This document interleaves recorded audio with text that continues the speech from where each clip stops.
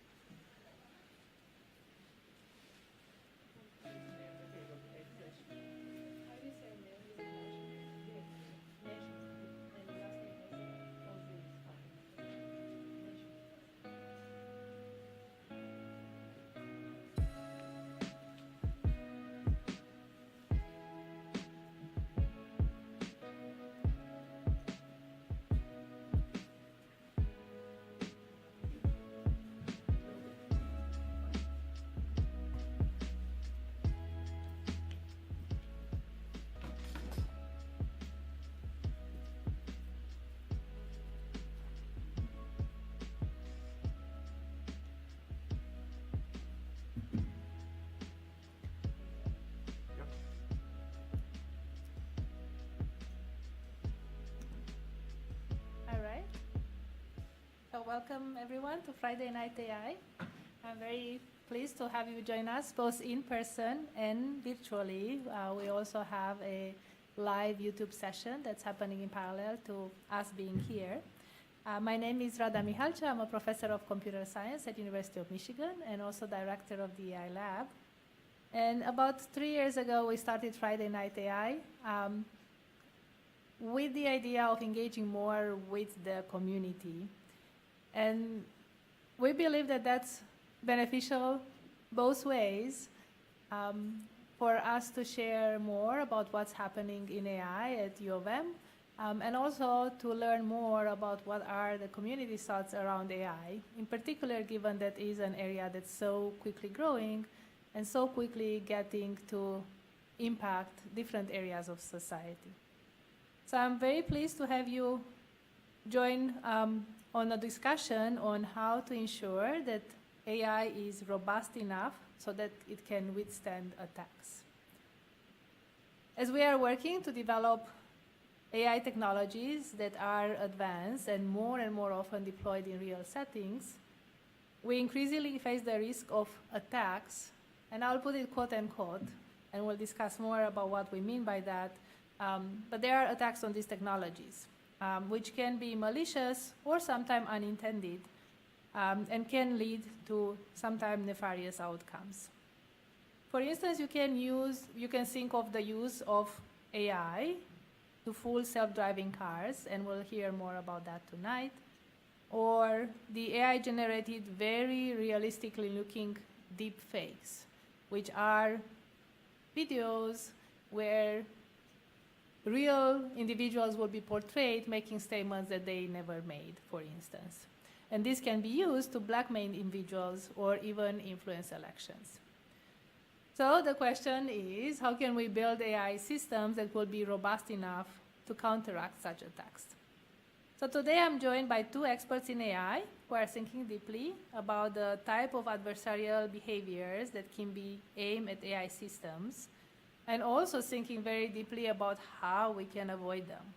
So we have here Professor Atul Prakash and Professor Necmiye Ozay. I will just say a few words about each of them.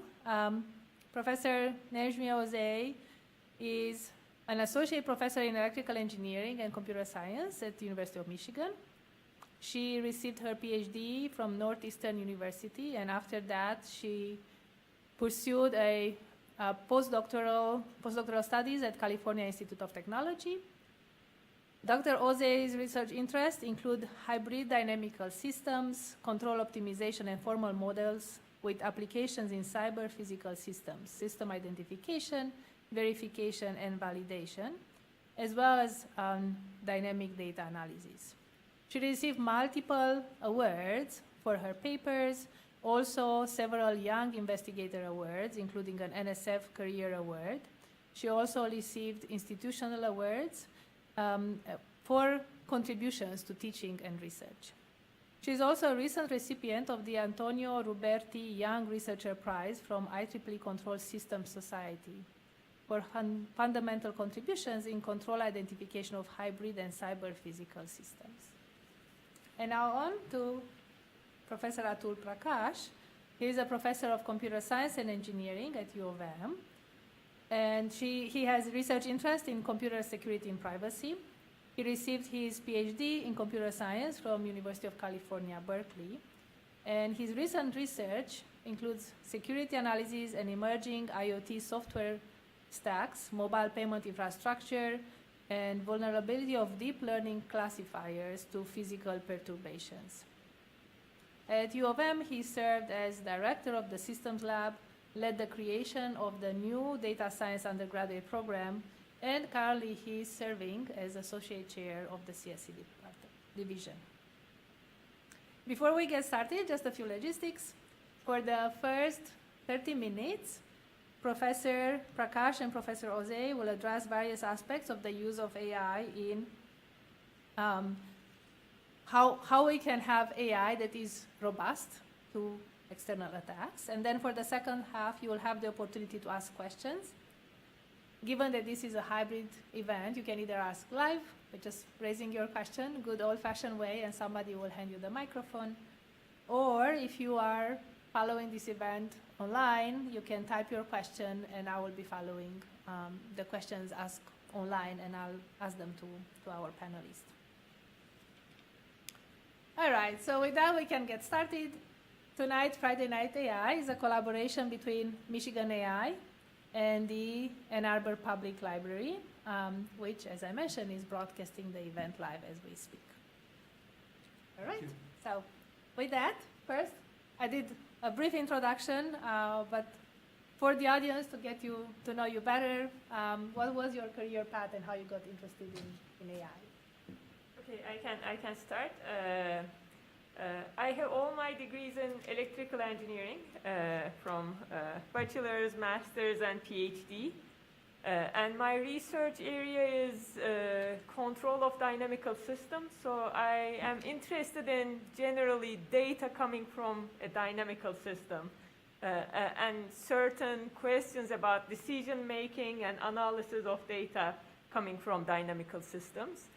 So my research sits in between physical world, computer science, the cyber world, and a little bit of mathematics to analyze these type of systems. And I care a lot about safety of these systems because these are computing systems that are interfacing with physical world. So any bugs or any defects in these systems can potentially cause physical harm. So that's one of the things that I think about a lot, like how do we ensure safety, how do we ensure these systems are bug-free. So it's kind of the things that I spend my time thinking about. Great. So for me, the start was about 5-6 years back. So my background is in computer security. That's where most of my research is. And most of my work actually is like on computer system security.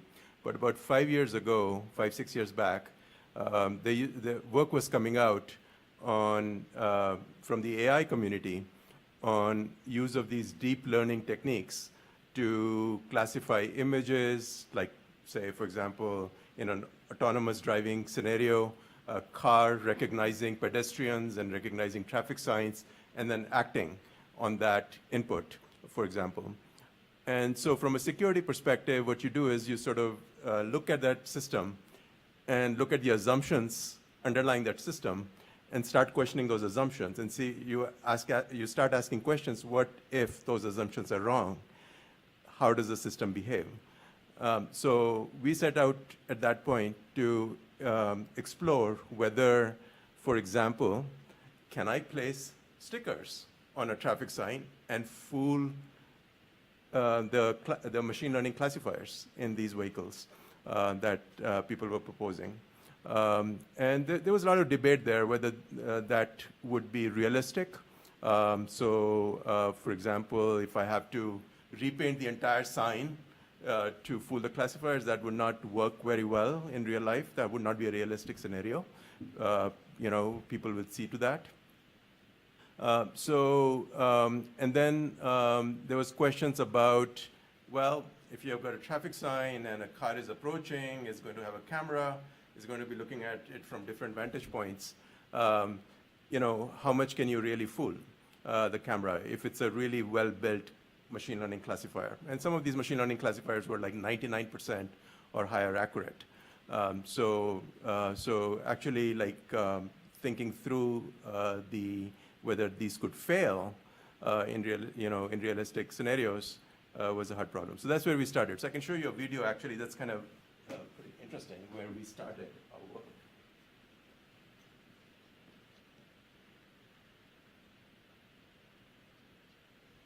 Okay, so on this video, there's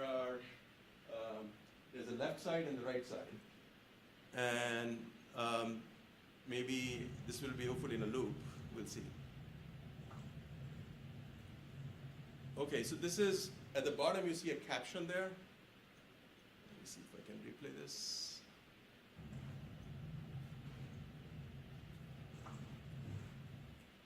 Okay, so at this point, on the left side, the camera actually is seeing a speed limit 45, even though we know it's a stop sign as humans.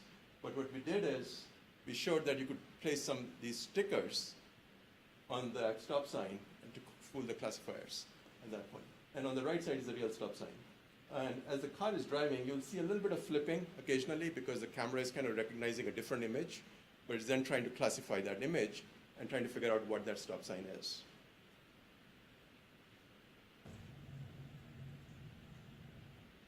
Okay, so again, just let me show you one more time, just so you see it.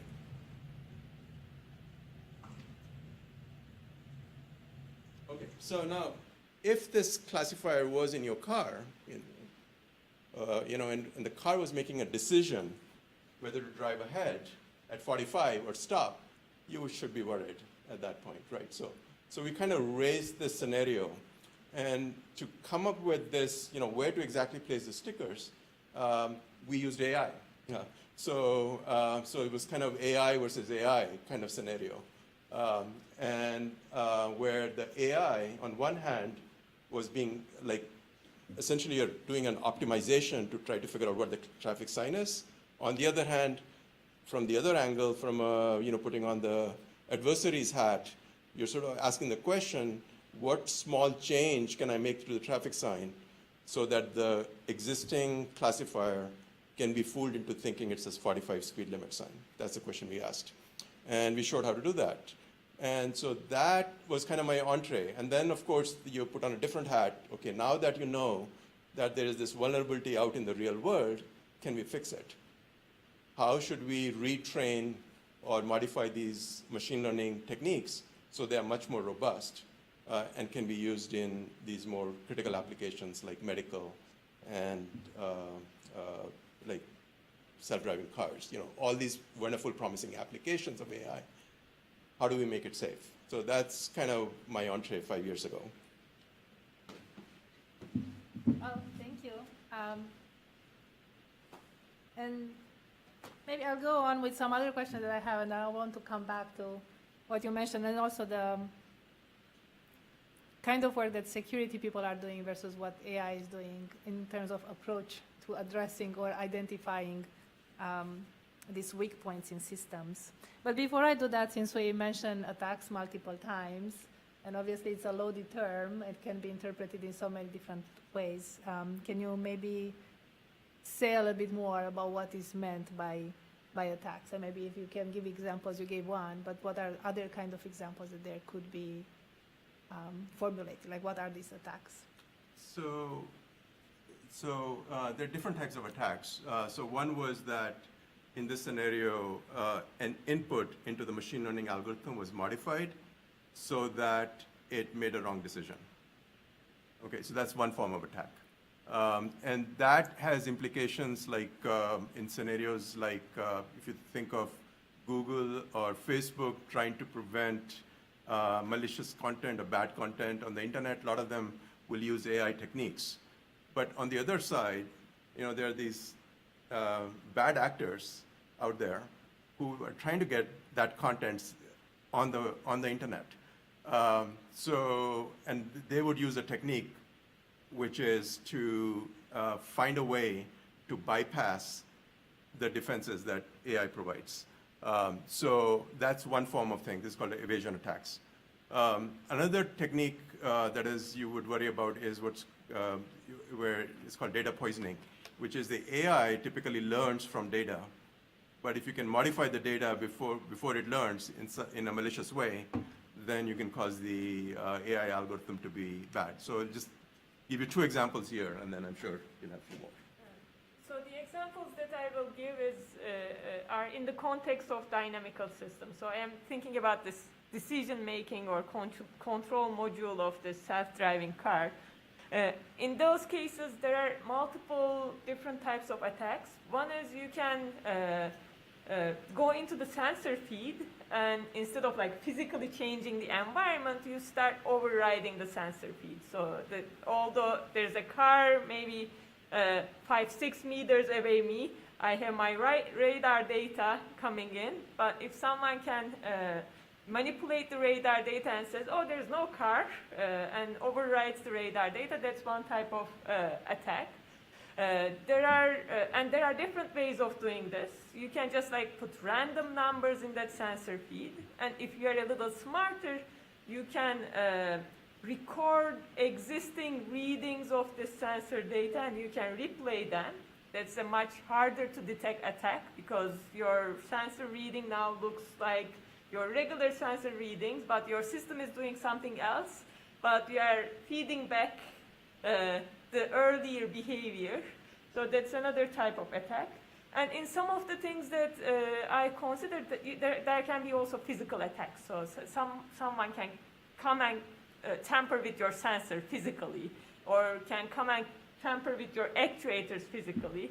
And in some mostly large-scale systems like smart grids, energy infrastructure, if you are trying to control certain things in that sense, we also think about those type of attacks. So from a physical point of view, if someone comes and tampers certain things, can we still control this large system? And how many of these sensors or actuators we can lose before we lose the control of the system and the system becomes unstable? So those are some of the things.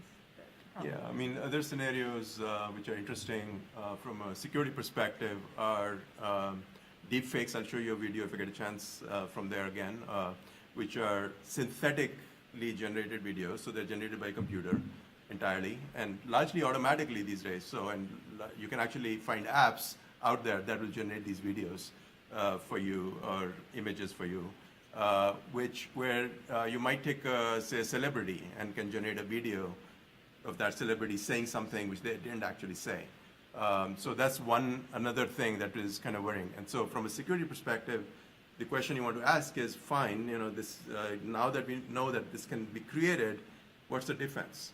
So, and that's where AI has a lot to contribute in terms of, can you build a classifier that can distinguish a deep fake from a genuine picture or a video or an audio clip, for example? And that's a very hard, very interesting problem as one. Just to follow up and with some clarification, so you mentioned deepfakes. We know there are all these other kind of generators out there for text, which are regularly used to generate text. Sure. Would they also fall under these attacks, or are they a different kind?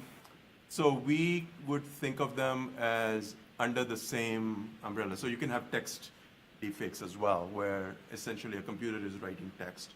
And in fact, like I was reviewing papers for one conference recently, and one of the papers, the reviewers thought might have been computer generated that was submitted to the conference.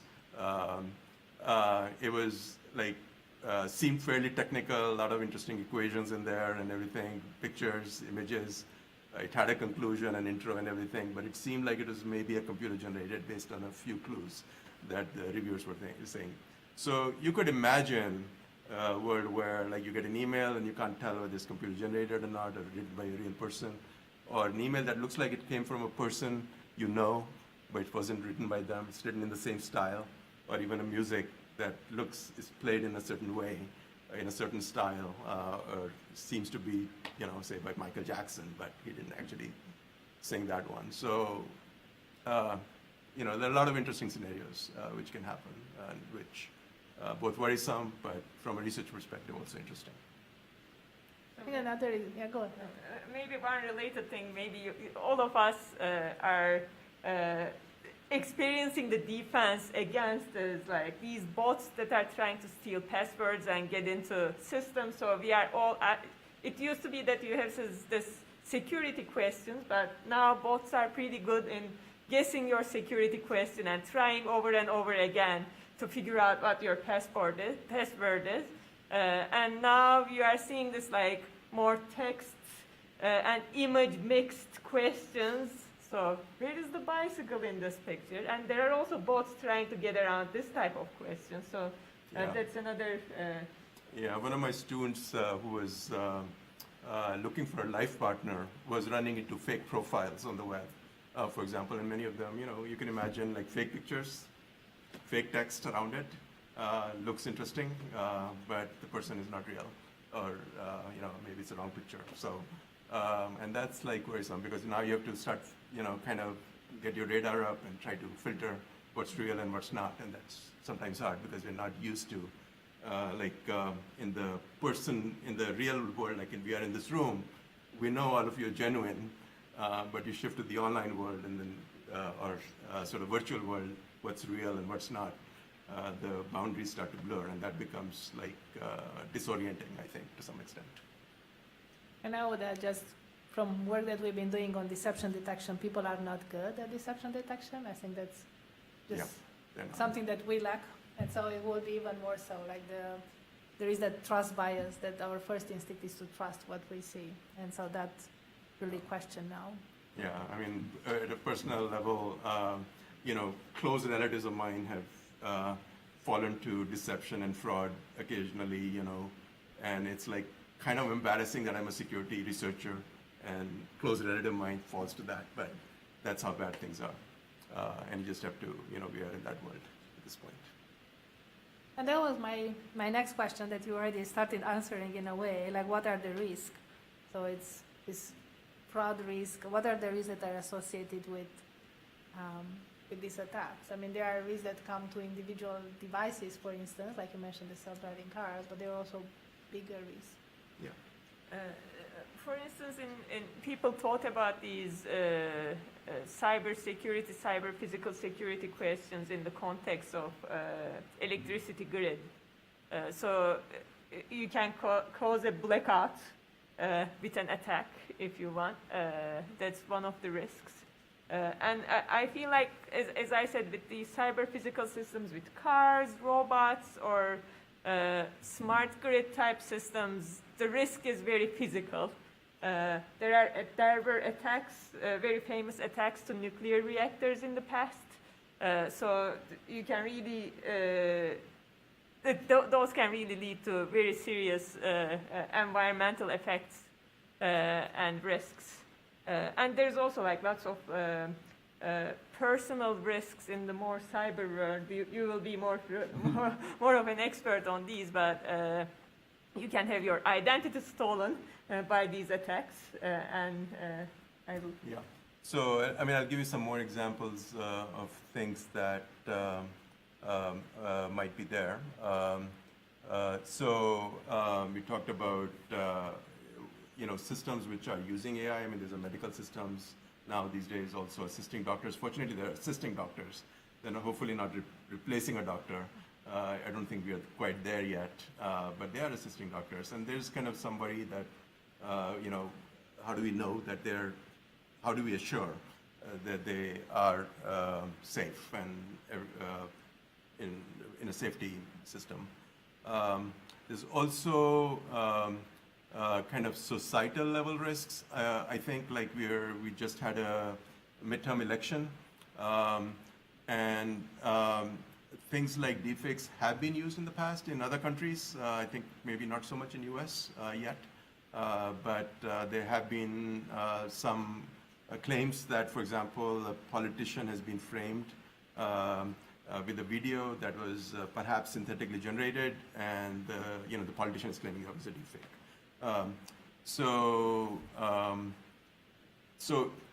Elections can be potentially influenced, with videos, and then the storm starts, and then it's very hard to catch after that and say, okay, no, this is fake. It takes a while.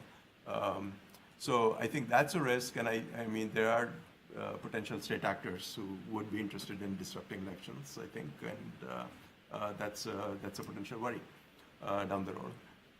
Security, I mean, was mentioned, but like systems are relying on biometrics increasingly. Like, banks have started to offer voice authentication. So you speak, and then they authenticate you. Then you don't have to enter a password or authenticate in a different way. So it simplifies life in a way. But on the other hand, you have to ask the other side, can somebody impersonate my voice and get through the authentication, right? And these are all kind of sort of AI-driven questions. Yep.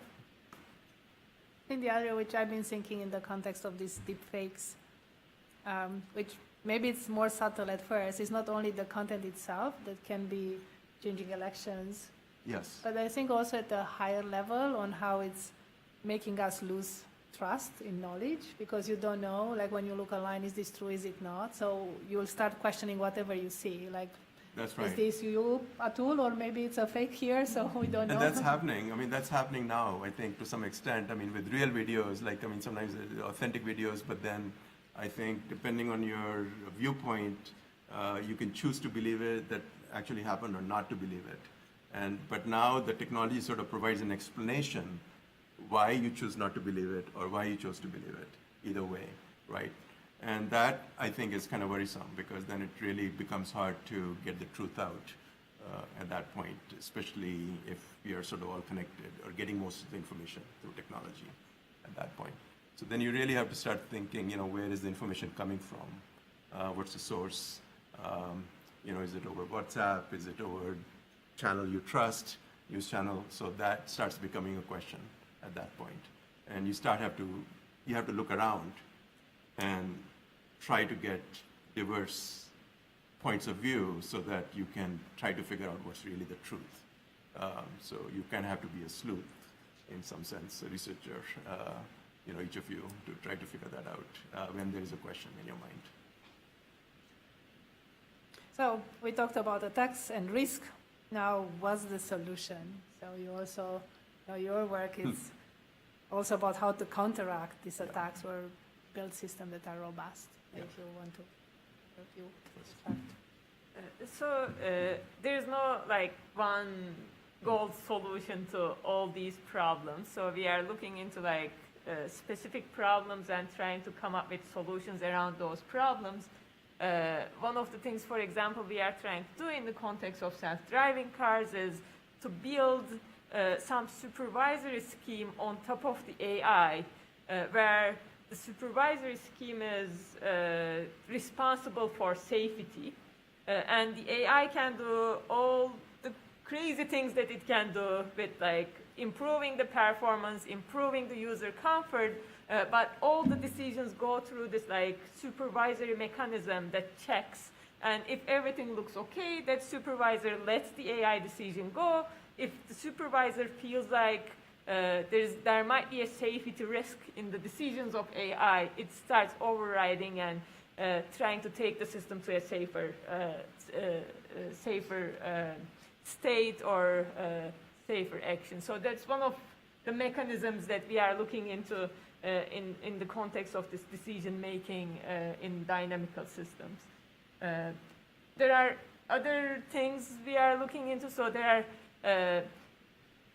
encryption type techniques and sort of guaranteeing authentication to access certain information. That's another maybe source of defense. But Yeah, so I mean, authentication I think is definitely one of the sort of fundamental techniques, or encryption. So you can use encryption technologies to authenticate documents, for example. That's kind of well known. So and that's been used. You use it all the time actually. When you visit the web, you see that lock. That kind of assures you that nobody's eavesdropping between you and the server. But you can kind of use a similar technology to potentially authenticate a source of a particular picture or a particular audio clip or a video. So imagine a world where, say, the camera digitally signed every photo it took, and somehow you could preserve that. So you can kind of prove that if there's a photo out there on the web, you could click on it and look at its authenticity by which camera took the picture, and there's a digital signature, and it's manufactured by a certain company who now is guaranteeing the trust that their camera took the picture. So you can imagine like secure cameras or secure video cameras or secure recorders, for example, down the road eventually to provide some more trust. On the other side, a more immediate thing, one of the things we're working on is what's called adversarial machine learning. So the idea is to make the machine learning algorithms more robust. How do you do that? So one technique is to train them on these malicious inputs and have them recognize that. So for example, in that traffic sign scenario, one of the things we could do is, on one hand, use the machine learning to generate these, let's call them malicious stop signs, that is stop signs with stickers that fool the classifiers. So let's say we generate them, but then we can feed them back into a new machine learning algorithm and tell them, no, this image is really a 45 speed limit, a stop sign, not a speed limit sign. Please modify learn to recognize the adversarial inputs and classify them correctly. So humans are pretty good at filtering that out. Like we can see stickers and we ignore them, right? So there's graffiti all over the place sometimes in real traffic signs, and we just don't notice it. But AI can be fooled right now. So they have different blind spots, humans and machines. But we can start training the machine to recognize the blind spots it has and perhaps compensate for that. So, solutions are not quite there yet, but we are making progress gradually. I think one related thing that in my domain people use is like watermarking, where if you have these sensory inputs, you can change the input to your system slightly so that you are kind of hiding an information in the output, and you expect your sensors to include that hidden information. Then you can, on the runtime, you can check the authenticity of your sensor readings, because those readings should have a piece of the input that you are feeding in. So that's one of the mechanisms. The other thing that my group works on, we are working on verification techniques. If someone trains a neural network doing decision making, we can take that neural network and we have verification falsification algorithms that does, in a sense, smart testing of these things algorithmically to try to figure out whether there are attack surfaces, whether there are certain failure cases, corner cases, and we have algorithms to automatically generate these corner cases and failure cases and possible attack surfaces in decision-making problems. Yeah, I mean, one of the things I would point out is that in a lot of these techniques, it's nice to know math and everything. So for the kids out there, math is important. Learn that. So then you can do really cool stuff down the road, like I think both of us are, or all of us are doing, in computer science and other fields. So it can be very, used. So fundamental science and math is, it's kind of the building block for a lot of cool stuff later on. So one analogy that I'm thinking, which is somewhat different because, well, maybe not that different, but we all use email and we all get spam. So that, in a way, it's a form of attack, right? So there is attack at at us, really, but it's at the email filters as well. Yes. And just thinking over time, because that's been out there for the longest time, and somehow spam still finds a way to get to us. So for these newer problems, like how to even think ahead of what could happen so you can counteract it before it happens. Like you mentioned, the stop sign, but maybe people will think of putting something on the road or on the side. Yeah, so on spam, actually, one of my students, he did a little test. So apparently now what you can do is suppose you have a piece of text, and let's say it's spam. So you're the spam writer, so put on the bad, the adversary hat. And suppose Google catches it, Gmail catches it. So what he did is he used AI, essentially AI provides tools, the natural language processing community provides tools to rewrite the text while retaining largely the meaning that was intended. So he used that and kind of kept reusing it, so it kept rewriting in different ways until it passed the Google's mail filter, the spam filters. So, I mean, that's kind of worrisome, right? Because now essentially you've got a loophole in the Google spam filters, and it's automated. So then you have to put on the defense hat. So a lot of times in our group, we're sort of putting on the, imagining an attack, what's possible, because we know there are people out there who are doing exactly that, so that as researchers, we can try to proactively also build defenses before the attacks become widely known.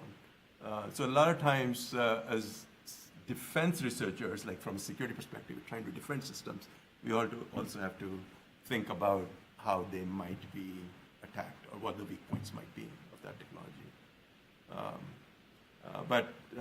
I don't have a solution to that problem entirely. We did come up with some ideas. Essentially, now that we know the attack, how can we how can we make the Google's filters smarter? And there were some ideas, but we're still exploring that. So there's this problem of like unknown unknowns. It's hard to plan for unknown unknowns, but one thing you can possibly do is before deployment, under some assumptions, you can prove safety and security of a system. Then at runtime, you have this envelope of behaviors that the system can exhibit. And you can use this envelope to have runtime monitoring mechanisms. So spam can go through or an attack can happen. Now the second game is how fast you can detect, how fast you can mitigate. And there's quite a bit of research on that as well. So of course we try to eliminate all possibilities of attacks and security problems before deployment, but we can only do it to the extent of what we can assume and what we know. But there will always be unknown things, and for that we are looking into more like runtime monitoring and detection and mitigation techniques.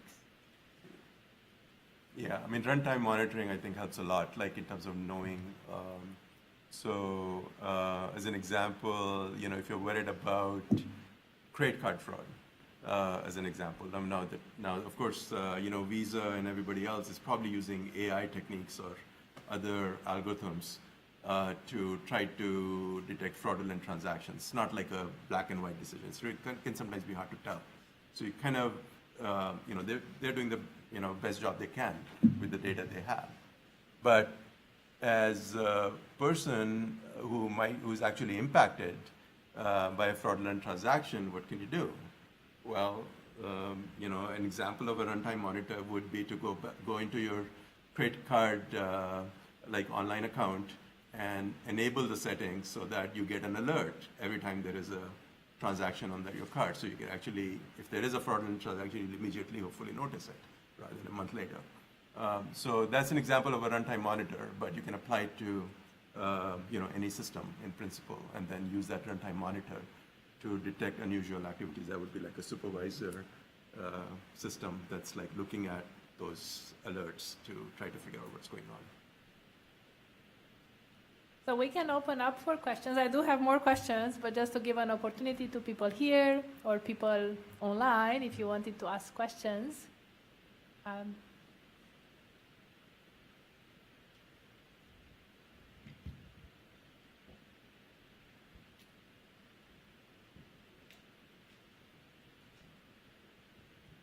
Hello, good evening. I'm Jasmine Berry. I'm a research fellow at the University of Michigan. Thank you so much for your thoughts so far. Definitely has me thinking quite a bit. And I wanted to get your insight on this in particular. So recently, over the past few years, you know, governments here in the U.S. and in the UK have made several pushes and initiatives to pass some regulatory guidelines for how AI can safely be consumed and created. What regulations and policies do you see could be passed down to assist with your technical work in thwarting attacks, maybe on a fundamental level? Or are there any policies or regulations that you think could assist with the research that you're doing? I mean, I'm aware of some of the legal, I think laws have been passed in some states, for example, against deepfake porn, for example, which are sometimes been used to target celebrities or even regular ordinary people, but not every state has them today. For example, I think only a few states in the United States have that. I think at the federal level there's a National Defense Act. I think it has some elements of forbidding use of AI for certain types of things. I haven't read the act on that one, but I'm kind of aware that it's some aspects are addressed. And in some countries also there's like laws against certain misuses of AI or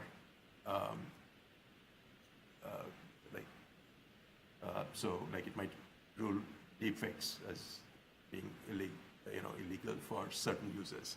But again, that same technology is also used in a good way at times. It might be used for entertainment, for example, where it's disclosed that this is a deepfake, and a lot of Tom Cruise videos out there and says it's deepfake. Might be used for education, might be used for virtual reality systems. In some way, the same, like similar technology where you're trying to make something look realistic, but it's used in a more benign way. So I think from a legal perspective, you really have to be careful that you get the law right. Otherwise, it might, catch a lot of other stuff that you didn't intend. And that I think is, I think we probably need to see how the technology evolves a bit more, how it's misused or what defenses are out there, and then go from there. So I think we have to take slow steps towards, trying to figure out what the right laws should be. Yeah, actually, I was at a hybrid AI workshop in Sweden last week, and there were people there who helped European Union put out some guidelines on the use of AI. One of the things that came up, for example, they have these guidelines on privacy preservation with like AI type techniques, and researchers took the law and they started analyzing it. So I see laws a bit of like top down, and researchers are also trying to come up with privacy metrics bottom up, and they realized they put out all the privacy metrics out there, and they put the law, and they checked if there's any metric out there that satisfies everything that's listed in the law, and they couldn't find a single one. So that comes back to what Atul was saying. You can make a law, but if you make it too restrictive, then nothing, you are allowing nothing. But if you are missing things, maybe you are missing important things. I think it's a process to find the middle ground. So it's of course, as a society, there are things that we want to achieve, and how much of them can be achieved simultaneously, that's an interesting question. And one of the things, actually, that was maybe part of Rada's question as well, there's always this like robustness performance trade-offs. If you want to achieve too much security and too much safety, then you cannot perform too much. For example, in the case of self-driving cars, if you don't put any assumptions and if you want to be safe, then don't drive at all. That's the safest thing. So there's this trade-off, and I think the legal aspects are definitely very interesting, and I think there needs to be more work at the intersection of law and engineering to figure out what is the right framework to develop these techniques further. Yeah, I think it's going to come up in self-driving cars if, whenever the technology matures enough, in the sense who's responsible if there's an accident. Okay, is it the owner who's not driving? Is it the car manufacturer that might have built this, that put the car together? Is it the software that's run, the designer of the software? Is it people who collected the data that helped train the AI that's making the decision, that they had gaps in their data set? So I think those are all sort of interesting questions from a legal perspective, and I think the legal landscape will evolve to answer those questions over time. And I can give you an interesting example. I talk to car companies a lot. At some point I was asking, okay, now we have all these sensors, and if I am trying to do a crash avoidance type system, I can also look back and with my sensors and maybe avoid someone rear-ending me. And according to the current law, if someone rear-ends you, it's their fault. It's not your fault. But at the point you have sensors looking back and reacting to that person, then you're in a gray area. Then you have to deal with, whenever someone rear-ends you, you have to deal with, oh, is it because your AI on the car used the sensors looking back and did something incorrect, and was that the reason? So it's just like currently someone rear-ending you, it's not your problem. At the point that you start putting AI and doing this extra reaction there, it's not clear it's whose fault. And they were like, I think car companies were a little reluctant to do that, because with the existing laws, that puts an extra risk on them that doesn't exist right now. Yeah. And it's even more complicated if it's both human and machine working together. Which one is at fault? Dissecting that could be pretty non-trivial. Other questions?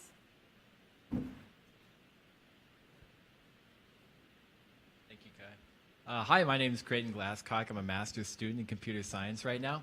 So my question is about those adversarial attacks on these ML models, for example, with the adversarial stickers on the stop signs.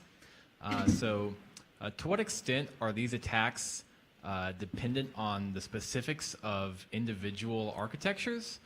So is it really more of a cat and mouse game where you need knowledge of a given model to be able to execute an adversarial attack on it? Or is there a conceivable way to execute these attacks without direct access to the model to be able to test, what the exact combinations of adversarial input would be?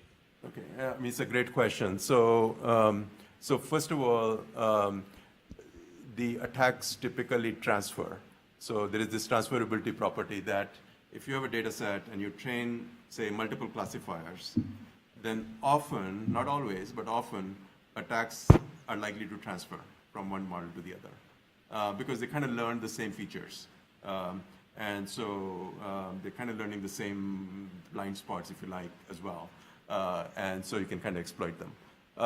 Furthermore, if you know all the models or possible space of models, then you can find attacks that will work against that space by optimizing against the aggregate of those kind of the attack. So, so in that sense, is there. Now, the other scenario is that your model is black box, so you don't know you can't peek in.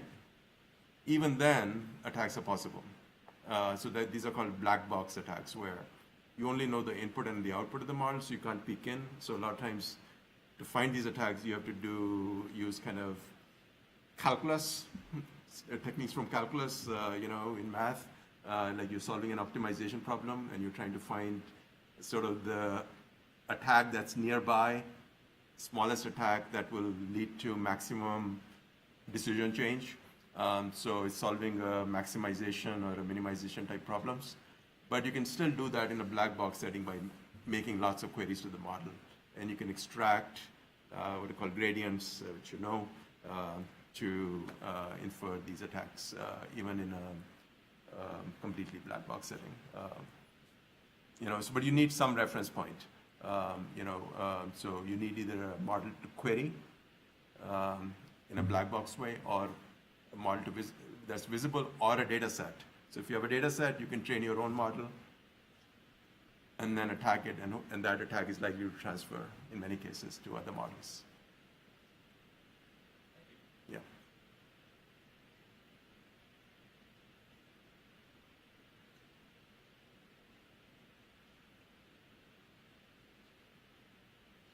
Okay, Any so questions? let me show you a video, also a deepfake, just to kind of perk your interest in deepfakes while you're waiting for questions.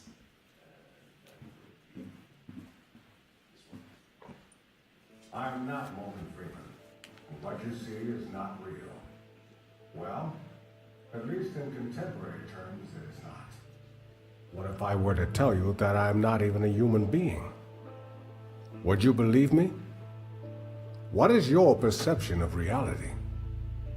Is it the ability to capture, process, and make sense of the information our senses receive? If you can see, hear, taste, or smell something, does that make it real? Or is it simply the ability to feel? I would like to welcome you to the era of synthetic reality. Now, what do you see?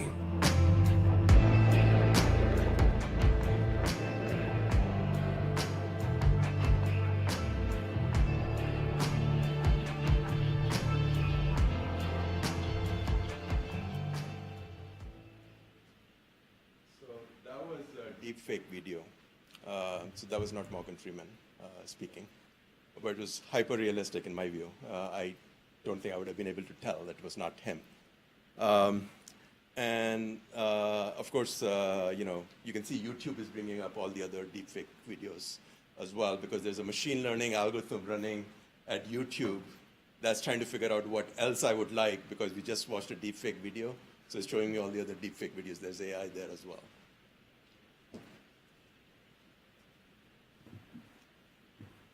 All right, so I think we can probably end on this note since we are getting close.